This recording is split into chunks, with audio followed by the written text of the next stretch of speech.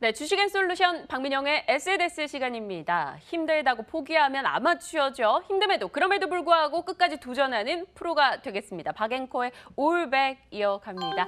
이 시각 저희와 함께 해주는 든든한 출연자 두 분이 계시죠. 박재영 차장님, 권홍섭 주임님 모셨습니다. 두 분 어서 오세요. 안녕하세요. 안녕하십니까. 네, 반갑습니다. 오늘 월요일 같은 수요일이에요. 권 주임님, 어떻게 좀 연휴 잘 보내고 오셨어요?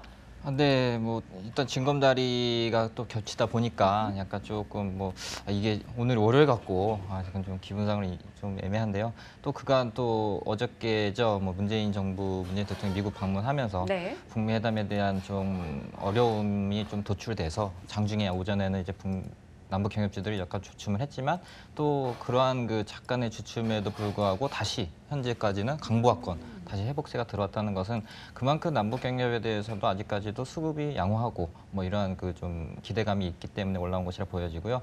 이렇게 좀 남북 경협주 내지는 좀 빠질 때 좀 매수를 해서 비중 확대를 해가지고 단타 정도 단기 차익 실현을 노리는 그런 투자 전략도 좋아 보이는 하루인 것 같습니다. 남북 경협주가 주춤하는 순간 매수해서 좀 짧은 배팅 전략을 가져가 보자 이야기를 주셨네요. 오늘의 종목 어떤 걸 소개해 주실지 궁금해집니다. 박 차장님, 일단 시장 분위기 살짝 짚어보고 싶어요. 그래도 지난주 후반까지 봤을 때 남북 경협 외에도 바이오 종목 그리고 IT 종목으로 온기가 조금 퍼졌었거든요. 이번 주는 어찌 되리라 보세요? 오늘도 그렇게 좋진 않네요. 제가 IT가 계속 좋아질 것이다라고 말씀을 드렸는데 결국 IT가 좋아졌는데 IT만 좋아졌고 나머지는 다 죽었어요. 이게 또 문제가 되고 있는 것 같습니다. 사실 언제는 시장이 다 같이 좋았던 적은 없었어요. 그렇지만 오늘 같은 경우에는 그렇게 우리가 기다리던 외국인 수급이 들어왔는데 외국인 수급이 편식을 굉장히 많이 하고 있습니다. 삼성전자랑 하이닉스만 사고 있고요. 저는 이제 기존에 삼성전자 액면 분할할 때 우리가 담아봐야 된다라고 질문을 했었잖아요. 우리 박앵커가. 근데 저는 삼성전자에 대해서 그렇게 긍정적으로 이야기를 하지 않았습니다. 수급이라든지 여러 가지 밸류에이션 측면을 말씀을 드렸는데 조건을 달았죠. 삼성전자가 올라가려면 외국인의 매수가 들어와야 된다라고 말씀을 드렸습니다. 외국인 매수 들어오니까 분명히 삼성전자 올라가죠. 근데 삼성전자 하이닉스만 지금 올라가고 있습니다. 지금 지수가 2포인트 오르는데요. 거래소에서 상승 종목 수가 240 종목이에요. 550 종목이 떨어지고 있습니다. 네. 이거 결코 좋은 시장이라고 이야기하기는 굉장히 어렵거든요. 매매하기 굉장히 까다로운 시장이고요. 당분간은 이런 시장이 좀 될 것 같아요. 이유는 시장이 조금 바뀔 거라고 보고 있는데 제가 월요일 날 이제 실적들 이제 되짚어 보면서 1분기 실적 되짚어 보면서 막 화가 났어요. 야, IT가 이렇게 실적이 좋은데 사상 최대 실적인데 주가는 바닥에 있구나. 네. 이게 좀 바뀌어야 되겠다라는 생각들이 시장에 지금 반영이 되고 있는 것 같고요. 대북 관련돼서는 조금 조심을 해야 될 것 같은 게 이게 북미 정상회담이 뒤로 만약에 밀린다라고 한다면 이건 최대의 악재가 될 수 있습니다. 기존까지는 사람들이 아무 생각 안 하고 통일이 돼. 그러면 SOC 까니까 시멘트가 들어갈 거야. 이런 생각들 많이 했는데 네. 조금씩 시간이 지날수록 정신을 차린다라는 거죠. 그렇게 되면 이유 없이 올라갔던 급등했었던 대북 테마주들이 제자리를 찾을 가능성이 높습니다. 그렇게 되면 대북 테마주에서는 그렇게 크게 먹을 게 많이 좀 줄어드는 시장이 될 수 있어 보이고요. 그렇게 되면 또 다시 실적 찾겠죠. 1분기 실적 좋았던 종목들 그리고 6월이 정상회담이잖아요. 6월 말 정도 되면 2분기 실적이 대충 나와요. 어닝 프리뷰 자료가 나온단 말이에요. 네. 그렇게 되면 거기에 또 포커스를 맞출 가능성이 있기 때문에요. 시장의 변곡점이 조금씩 시작되고 있다라고 보는 게 좋을 것 같습니다. 두 분의 의견이 좀 사뭇 다르네요. 남북경협주 지금 기회를 매수 삼아볼 수 있다라는 권 주임님의 의견과 남북경협주에서 지금 분위기가 많이 바뀌어나가고 있다라며 새로운 종목에 대한 의견을 제시하셨습니다. 앞으로 시장 흐름이 어떻게 될지 더욱더 궁금해집니다. 일단 제 포트 상황이 어떤지 궁금해하시는 분들 많으실 것 같아요. 열어보겠습니다. 다양한 종목들이 수익의 불을 켜고 있어요. 유니테스트가 10% 가까운 수익 구간입니다. 9% 수익 내고 있고요. 유니드가 6% 수익, 태영건설이 4% 정도, 그리고 대림 CNS가 그때 17,000원으로 저희가 매도가를 걸어놨는데 16,950원까지는 갔었는데 17,000원 터치하지 않았고요. 아직까지 저희 포트에 있습니다. 1%대 수익 구간이네요. 코스맥스 BTI나 DY파워, 사마콘덴서가 손실로 나오고 있습니다. 이들 종목에 대한 이야기도 살짝 해보고 싶기도 하고요. 그런데 뭐 시간상 일단 두 분의 종목부터 빠르게 이야기 나누고 시간이 허락한다면 포트 전략 좀 짜보도록 하겠습니다. 두 남자의 종목 열어보시죠. 오늘 박재홍 차장님의 종목입니다. 백광산업과 BH. 네, 분위기가 살짝 바뀌고 있다는 시장 전략에 맞춤한 종목일까요? 궁금하네요. 권주임님, 에스모와 에코마스터 여전히 경영 관련해서 기대도 살짝 실려있는 종목들로 구성을 하셨습니다. 두 분의 포트 이 종목들이 상당히 다양해서 오늘 이야기가 좀 기대가 됩니다. 먼저 권주임님의 종목부터 들어보겠습니다. 에스모. 요즘에 한 번씩 급등하는 종목으로 이름이 종종 눈에 띄어가지고 저 궁금했던 종목이라 먼저 여쭤볼게요. 외국인의 매수가 그간 좀 돋보였던 종목입니다. 뭐 하는 회사예요? 네, 일단 동사의 경우에는 가장 뭐 핵심 포인트는 자율주행입니다. 예, 자율주행인데 그 네. 가운데서도 핵심 기술을 많이 보유하고 있다. 여기 이제 투자 포인트가 되는데요. 자회사인 그 MDM이라는 회사가 자율주행차 기술을 대고 확보하고 거기에 대한 기술로서는 이제 3D 매핑 전문 기업인 카메라의 정밀지도 확보, 그리고 자율주행 음성 인식 전문 기업인 아폴로 이러한 그 핵심 자율주행 기술을 확보했다 이렇게 보시면 될 것 같습니다. 네. 아폴로의 경우에는 그 자율주행 음성 인식 기술로서 현재 그 한국어는 5월 18일 날 발표를 했는데 1차 버전이 개발이 완료가 됐고요. AI 음성 인식 기술을 접목한 자율주행 플랫폼 비즈니스 사업 확대로 앞으로도 성장성이 가장 크다 이렇게 보시면 될 것 같습니다. 그 밖에도 이제 딥러닝을 기반으로 해서 도로 객체를 인식하는 그 차선을 이제 자유자재로 이렇게 인식을 해서 자율주행이 가능하게끔 그런 기술력도 지금 현재 국내 최초로 이제 상용화를 계획 중에 있으니까요.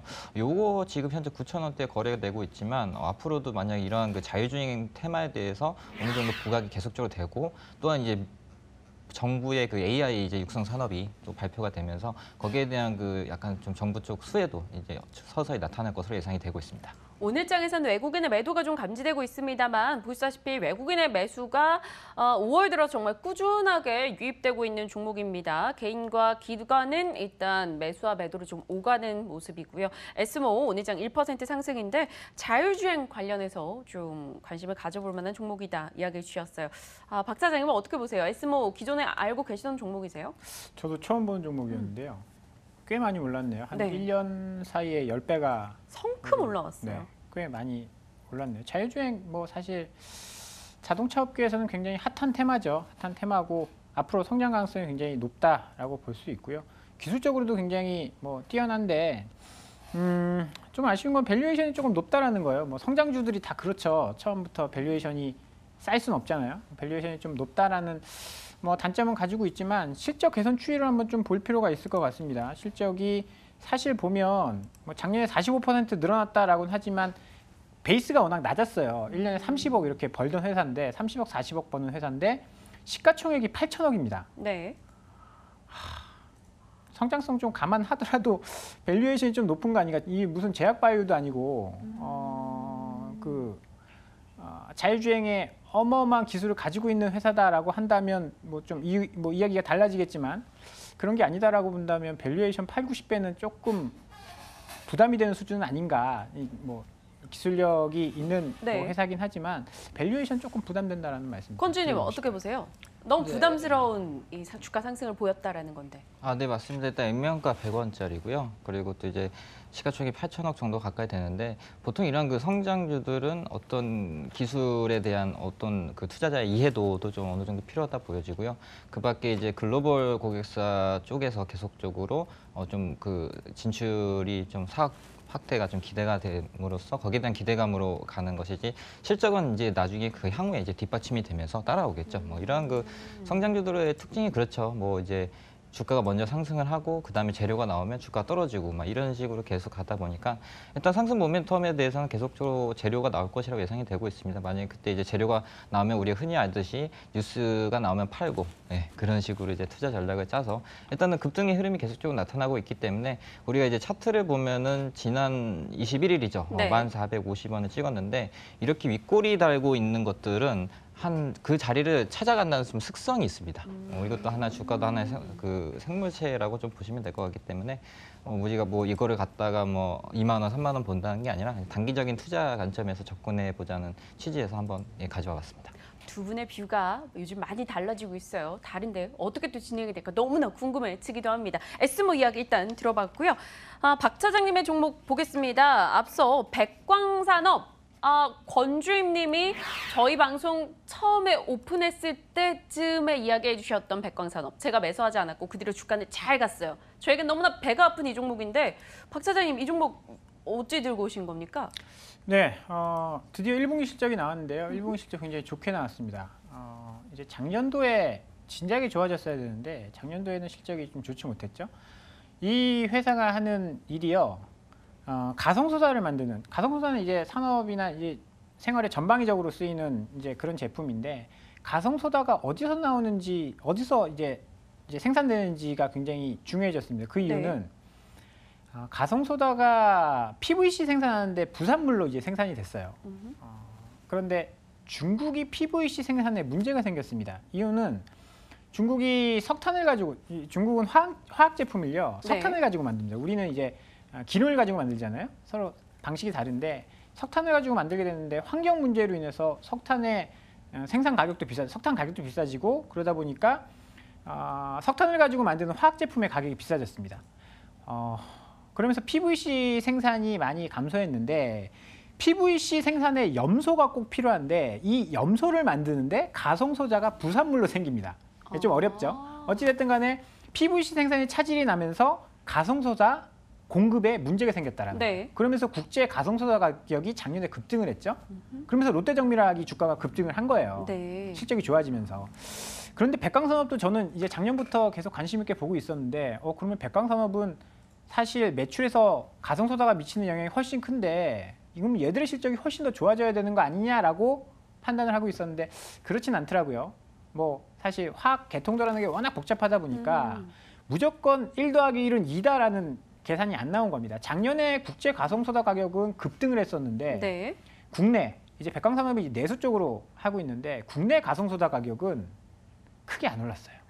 그러다 보니까 백광산업의 주가는 실적은 별로 안 좋았거든요.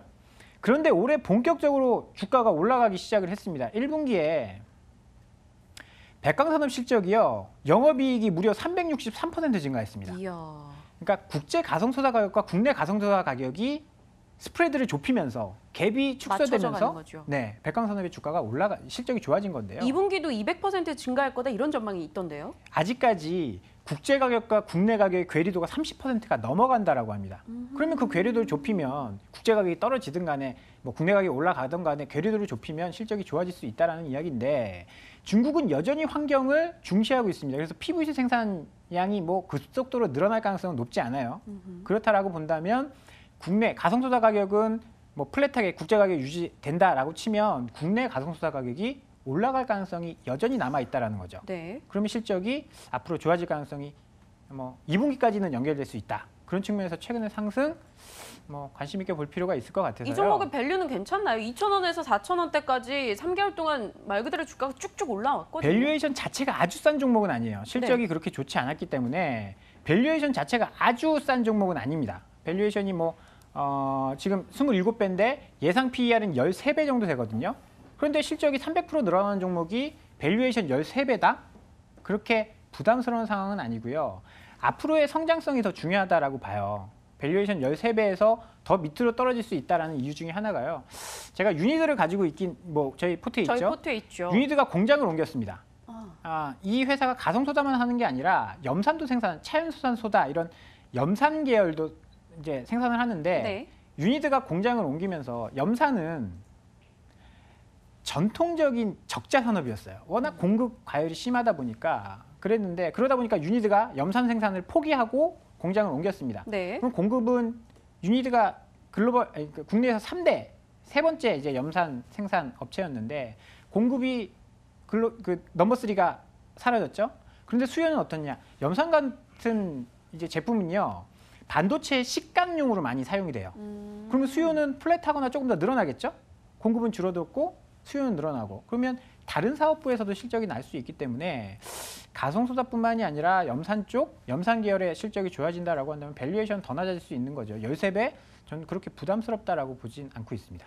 건주임님의 시선이 궁금하네요. 사실 백광산업을 진작에 얘기해 주셨고 그때 당시 박 차장님도 긍정적이다라고 언급을 주셨는데 제가 그때 다른 종목을 샀던 걸로 기억을 합니다. 하이비전 시스템이었나요? 아무튼 매수를 했었는데 건주임님 어떠세요? 오랜만에 다시 백광산업 접하니까요. 네, 일단 뭐 계속적으로 올라가는 것에 대해서 좀 배가 아팠습니다. 예, 똑같이 뭐 투자자들은 다 거의 다 그렇게 하고요. 일단 이 회사에 오늘 이제 아까도 앞서 말씀드려 주셨는데 일단 반도체 쪽에서도 수요가 어느 정도 수요처가 다변화된다 보여지고요. 또한 그 가성소다 부분에서도 이게 좀 마치 이게 조선업하고 맞물리는 게 뭐냐면 2020년 탈원 정책으로 인해서 그 연료를 어느 정도 일부분 가성소다를 사용하게끔 뭐 이런 법안이 이제 해외 쪽으로 나오고 있다고 합니다. 거기에 대해서 이제 가성소다의 원자재 그 가격 상승이 계속적으로 올라가는 상황에서 백광산업도 거기에 대해서 굉장히 수혜를 입을 거라고 예상이 되고요. 한 정고점이 한 5천 원대까지도 뭐 충분히 올라갈 것이라고 예상이 되고 있습니다. 5천 원짜리까지는 무난할 수 있을 것이다. 두 분 다 여전히 긍정적인 의견을 주시는 종목이네요. 백광산업 오늘 좀 기억을 해보겠고요. 다음 종목 넘어가야겠죠. 건주임님의 다음 종목이 에코마이스터. 와, 오늘 배 아픈 종목도 정말 많이 나와요. 5월 11일에 건주임님께서 이야기하셨어요. 그 뒤로 상한가도 갔었고 급등을 거듭했습니다. 그때 왜 안 샀을까요, 건주임님? 네, 뭐 일단 지나간 것은 지나간다 이러라는 뭐 좀 노래 네. 표현도 좀 쓰고요. 일단 아침까지만 해도 이제 남북 경협증 관련해서 많이 밀리는 시각이 나타나서 한번 밀릴 때 한번 사보자라는 전략을 갖고 왔는데 갑자기 이제 12시 되니까 또 급등의 흐름이 나타나고 있습니다. 일단 이 동사의 가장 이제 큰 투자 포인트가 뭐냐면 두 가지였죠. 환경사업부와 철도사업부. 그중에 이제 환경사업부 매출 비중이 52% 그리고 철도가 48% 정도 되는데 철도사업의 경우에는 안정적 캐시카우가 있다고 보여지고요. 환경사업의 경우에는 이제 실적 점유율이 상승하는 실적에 기반한 성장세가 나타날 거다 이렇게 보고 있습니다. 네. 일단 그 환경사업 쪽에서는 이제 세계 최초로 SAT라는 이제 기술을 개발했는데요. 기존에 이제 슬래그 처리를 필요한 뭐 매립 부지라든지 아니면 냉각수, 발생가스에 대한 위험이 전혀 없는 그런 신기술로서 현재 다국적 제철 기업과 이제 어느 정도 납품할 예정이고요. 국내 같은 경우에는 이제 현대제철과 이제 9개의 제철 회사들에 납품을 하고 있는 것으로 알고 있습니다. 이제 우리가 투자 포인트를 가장 보일 것이 이제 철도 쪽인데요. 철도 차량의 유지 보수 그리고 검수, 국내 유일의 차륜 가공 공작 기계 생산 이러한 그 투자 포인트를 갖고 있는데요. 차륜 전사기와 선반 장비 등 우리나라 MS를 거의 100% 확보를 해놨기 때문에 거기에 대한 안정적 캐시카우도 기대를 할 수가 있겠습니다. 만약에 향후에 이제 남북 경협 철도에 대해서 수혜는 뭐 그렇게 크진 않겠지만 기대감만으로도 상승 여력이 충분하기 때문에 어느 정도 한번 매수를 해볼 만하지 않을까 해서 가져왔습니다. 그럼 남북 경협 기대감을 제외하고 봤을 때도 충분히 매력이 있다라는 얘기죠? 예, 그렇습니다. 이제 뭐 환경사업부 쪽에서도 계속적으로 신기술 관련돼서 이제 거기에 대한 매출 비중이 일어날 것이고 또한 그 철도 쪽에서도 차륜 전사기 그리고 차륜 선반에 대한 그 기계적 그 물리적으로 이제 이 기술을 접목시킬 수가 있는데 이러한 그 기대감으로 보자면 물론 이제 매출이 뭐 갑자기 100억, 300억 이렇게 늘어나진 않겠죠. 이제 전차 순차적으로 늘어나는 추세를 감안했을 때 앞으로도 뭐 이러한 그 안전적인 사업 구조를 갖고 있기 때문에 뭐 남북 경협지 테마를 제외하고도 충분히 가치 있는 회사다 이렇게 볼 수 있겠습니다. 에코마이스터 올라가는 상승률 보면 정말 탐이 나긴 하는데요. 박 차장님은 어떠세요? 의견이 뭐 동일하십니까? 글쎄요, 이게 대북 관련돼서 오르는 게 아닌가라는 생각을 저는 지울 수 없는 게요. 이 회사 지금 3년 동안 연속 적자거든요. 그런데 갑자기 뭐가 그렇게 좋아져서 주가가 4배가 올랐을까요? 저는 그런 부분을 한번 생각을 해봐야 할 것 같습니다. 뭐 앞으로 뭐 전망이라든지 이런 부분도 굉장히 중요하지만 지금 실적, 주가, 밸류에이션, 1년 뒤의 모습 이런 것들을 한번 좀 그려볼 필요가 있을 것 같습니다. 단기적으로 봤을 때는요. 저희가 뭐 좀 짧은 베팅을 해보자라고 건주임님께서 아까 이야기를 하셨는데 단기적으로 봤을 때는 매력적이지 않을까요?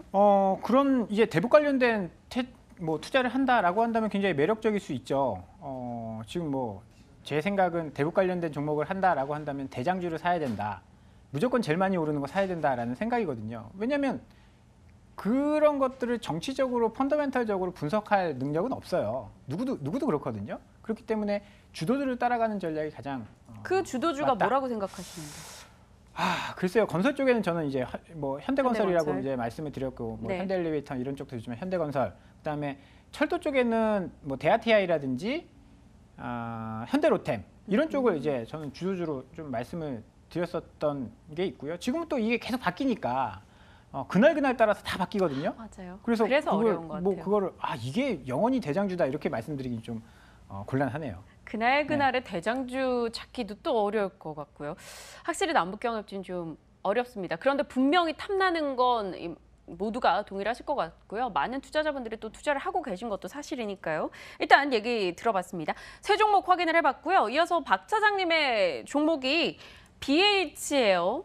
반가워요. BH가 그간 많은 고전을 했어요. 인터플렉스와 함께. 물론 인터플렉스는 여전히 고전 중인데 BH는 그래도 조금 힘을 내고 있는 최근입니다. 주주 토론방에 한번 슬쩍 들어가 봤더니요. 기다린 주주님들 마음고생했다. 이제 빚 볼 일만 남았어요. 라면 서로들 이렇게 격려하는 분위기가 형성이 되어 있더라고요. 그간 힘들긴 했죠. 많이 연초에 힘들었죠. 사신 분들. 네, BH 게시판도 그럴 텐데 인터플렉스 이런 데는 오죽하겠습니까? 그러니까요. 그런데 이제 가능성이 사실 굉장히 큰 분야인데 좀 노이즈가 있을 수밖에 없죠.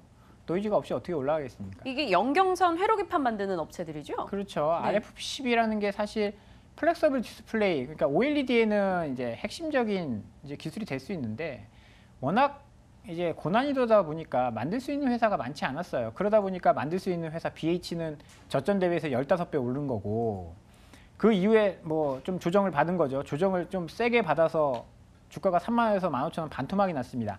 그러다 이제 다시 올라와서 2만 5천 원대를 오늘 회복을 하고 있는 모습인데 삼성전기와 함께 이걸 만들 수 있는 업체가 몇 개가 없습니다. 대여섯 개에 불과해요. 그런데 수요량은 계속 증가를 하고 있죠. 이제 갤럭시는 계속 이제 소모를 했었는데 애플이 한다라고 하니까 폭발적으로 수요가 증가를 했습니다. 여기에 이걸로 끝나는 게 아니라요. 앞으로 계속 나올 거예요. 지금 이제 갤럭시 쪽 때문에 갤럭시 S9 때문에 BH의 이제 1분기 실적이 예상보다 좋았고 2분기도 크게 나쁘지 않을 것으로 보고 있고요. 2분기부터 아마 애플향 물량이 가동이 될 겁니다. 이번에는 OLED가 2개의 제품이 출시가 돼요. 네. 작년에 아이폰 X는 한 개였지만 그리고 그걸로 끝이냐? 그게 아닙니다. 애플이 조금 앞당겨졌죠. 9월 달로 앞당겨졌으면 그 다음에는 노트 8이 나오게 돼요. 그럼 순차적으로 계속 OLED 제품이 나오면서 BH 공장은 계속 가동률이 높아질 가능성이 높습니다. 그러면 하반기로 갈수록 실적이 좋아질 수 있기 때문에요. 지금의 반등, 최근에 박스권을 돌파하는 단기 박스권을 돌파하는 모양새가 나오고 있고 IT 쪽 실적 좋은 종목들에 대한 기대감이 커지고 있기 때문에 최근에 저는 이 박스권, 이 빨간 네모를 친 박스권 돌파가 좀 의미가 있다라고 보고요. 3만 원권 이 고점인데 여기를 돌파하면 실적 모멘텀을 한 번 더, 그다음에 애플 관련된 사이클로 인해서 한 번 더 오를 저는 가능성이 있다라고 보고요. 반등 타이밍을 좀 잘 잡아봐야 되는 종목으로 관심 있게 좀 보고 있습니다. 오늘 4일째 올라가고 있고요. 오늘도 한 4% 정도 상승입니다. BH 산다면 지금 가격대 괜찮다라는 건가요? 나쁘지 않아 보이고요. 분할해서 산다라고 한다면 지금 사고 3만 원 돌파하고 나서 분할해서 매수를 하시는 것도 방법이 될 수 있을 것 같습니다. 오늘 네 종목에 대한 이야기를 듣고 있습니다. 그리고 짤막하게 박민영의 궁금주가 하나 있는데요. NS라는 종목이에요. NS, 어이의 NS입니다. 오늘 중국에 43억 원 2차 전지 제조 설비 공급 수주 소식이 있었습니다. 매출액의 한 10% 정도 된다고 하고요. 요즘 2차 전지 쪽 분위기가 좋잖아요. 박 차장님 말씀드렸던 안 샀던 코스모 신소재도 4일 연속해서 상승세 기록하고 있고요. 그래서 2차 전지 설비 쪽 나쁘지 않네? 중국이랑 계약까지 했네? 관심 간다. 이런 느낌을 오늘 들고 왔어요. 권주임님 어떻게 보세요? 짤막하게. 네, 일단 2차 전지 관련돼서 오늘 좀 많은 그 종목들이 오르고 있는데요. 그 중에서도 그냥 NS라는 종목을 제가 커버는 하지 않지만 대략적으로 이제 2차 전지 시장을 봤을 때는 오히려 상하 프론테크나 아니면 에코프로, 신흥 SEC 이런 그 주도하는 종목들을 하는 것이 더 좋아 보입니다. 왜냐하면 최근 들어서 그 차트 흐름을 좀 보자면 약간 좀 한번 망가졌다가 올라오는 흐름이 나타나고 있는데 일단 60일선을 지금 저항으로 받아서 16,450원대에 거래가 되고 있습니다. 물론 이제 차후에 뭐 이제 수주 소식에 의해서 계속적으로 상승할 여력이 있지만 일단 차트상으로 봤을 때는 이런 경우에는 좀 계속적으로 좀 행보가 조정 기간이 길기 때문에 오히려 이제 고가에서 놀고 있는 뭐 신흥 SEC나 뭐 에코프로 뭐 이런 종목들을 한번 해보시는 것이 오히려 더 낫다 이렇게 보시면 될 것 박 같습니다. 차장님은요? 뭐 저도 비슷한 생각이에요. 이게 중국과 연이 있다라고 해서 작년인가요? 주가가 꽤 많이 올랐던 걸로 기억을 하는데 2차 전지 관련돼서는 뒤로 갈수록 아마 좋아질 가능성이 높아요. 네. 이유는 이제 중국과 연관되어 있는 이유인데요. NEV 크레딧을 뭐 2019년도부터 10% 하겠다라고 발표를 할 날이 이제 얼마 남지 않았습니다. 그렇게 되면 또 2차 전지 관련된 종목 오르겠죠. 또 중국에 연이 있는 이런 종목들도 오를 텐데 사실 실적이 별로 좋지 않고요. 이 회사가 이 수주를 해서 장비를 납기를 하면요. 진행 기준이 아니라 납기 기준으로 매출에 반영을 한다라고 네. 합니다. 이게 무슨 얘기냐면요.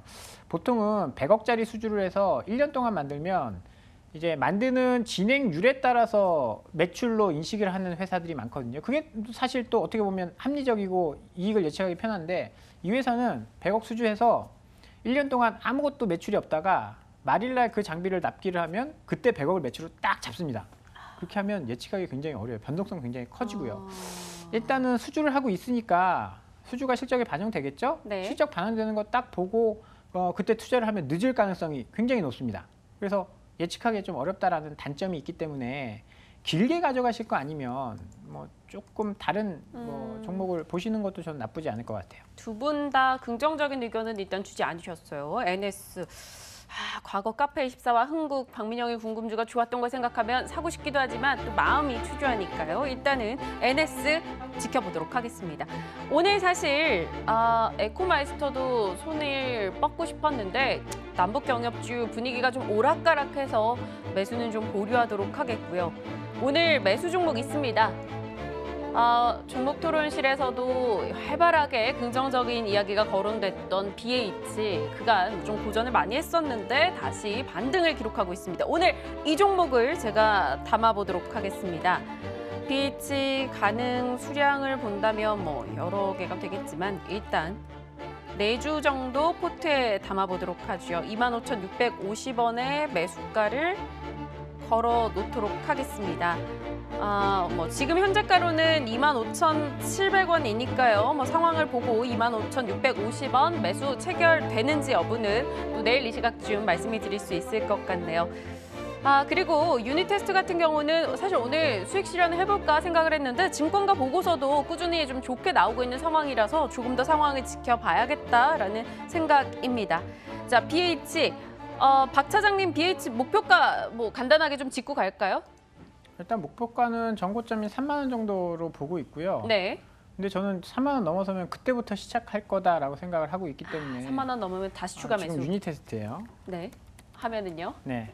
이 가격을 넘어서면 이때부터 상승 추세 다시 시작한다라고 봐야 되는 거거든요. 네네. 그래서 이 전고점 여기를 1차적으로 보고 있고 여기 넘어서면 저는 한 번 더 가기 때문에 강하게 넘어서는지 여부를 보고 결정해야겠지만 일단은 1차적인 목표가는 3만 원 제시를 해드리겠습니다. 네, 좋습니다. BH 오늘 포트에 담아봤습니다. 그리고 포트 비중 가장 높은 게 태형건설인데 3% 수익 내면서 수익을 좀 키워나가고 있기 때문에 권주인님의 이 종목 역시나 추이를 저희 지켜보도록 할게요. 자, 오늘 박앵커의 500 여기서 인사드립니다. 권홍섭 주임님, 박채영 차장님과 함께했습니다. 두 분 고맙습니다. 감사합니다.